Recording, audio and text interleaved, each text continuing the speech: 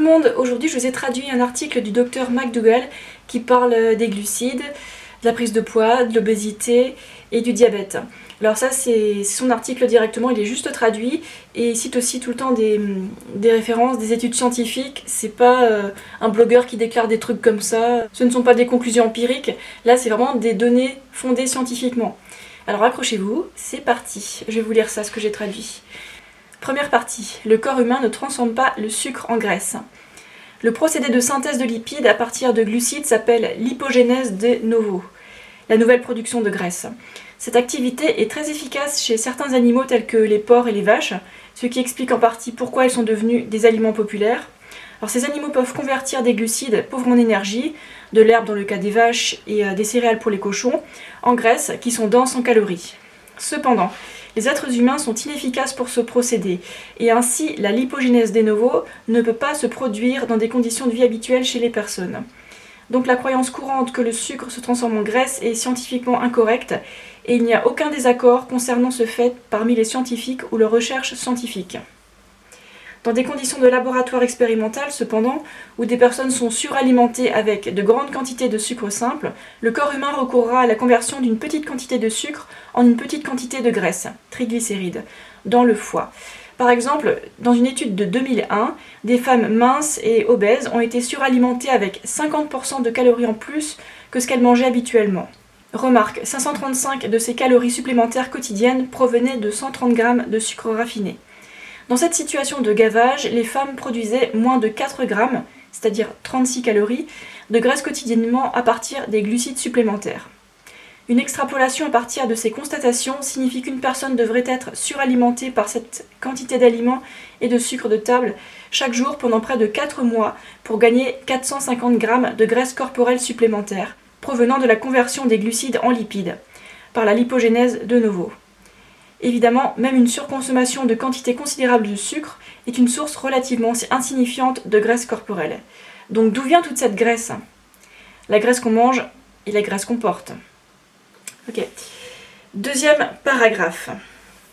Le sucre ne cause pas l'obésité. Un mantra accepté universellement parmi les régimeurs et les régimeuses est « Ne mangez pas de féculents, les féculents se transforment en sucre et le sucre fait grossir ». Si cela était vrai, alors l'obésité serait généralisée parmi les Japonais mangeurs de riz.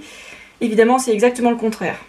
Dans le monde entier, les populations ayant la plus grande consommation de glucides sont les plus minces et les plus forts.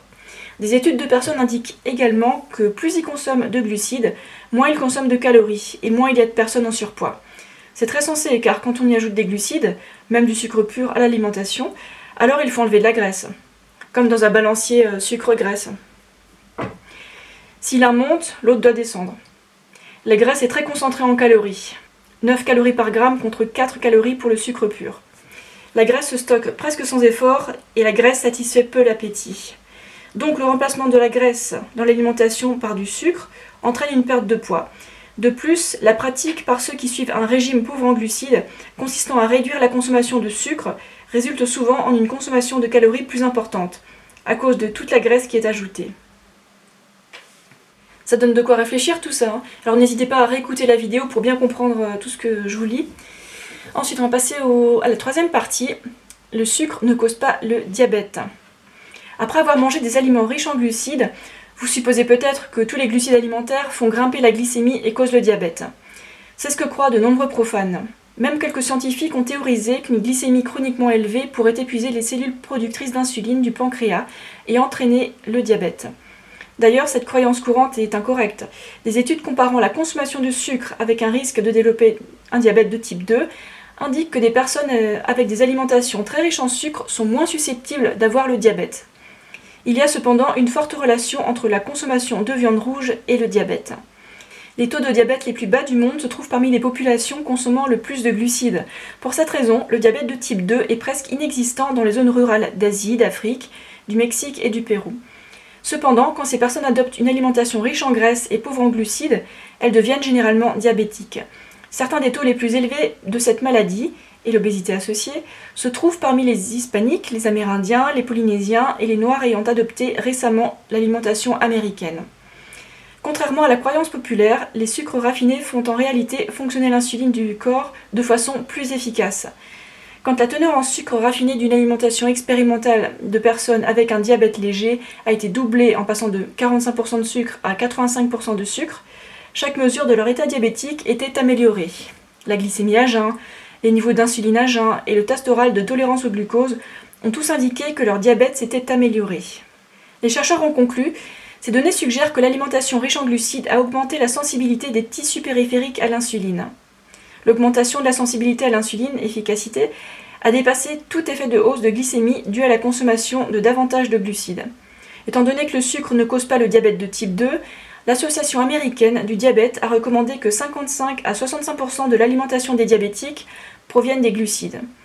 Et les aliments sucrés sont autorisés. Les glucides présents dans les aliments entiers, féculents, légumes et fruits, sont bien plus sains à consommer que les sucres raffinés pour une personne souhaitant prévenir ou guérir le diabète de type 2 pour diverses raisons, en particulier à cause des effets nocifs sur la prise de poids et le cholestérol sanguin et les triglycérides de sucre par rapport aux féculents. Il a été récemment montré qu'une alimentation végétalienne riche en glucides aide les diabétiques à arrêter de prendre des médicaments et à améliorer leur santé globale. C'est un peu dense en information tout ça, alors comme je l'ai dit avant, n'hésitez pas à réécouter la vidéo.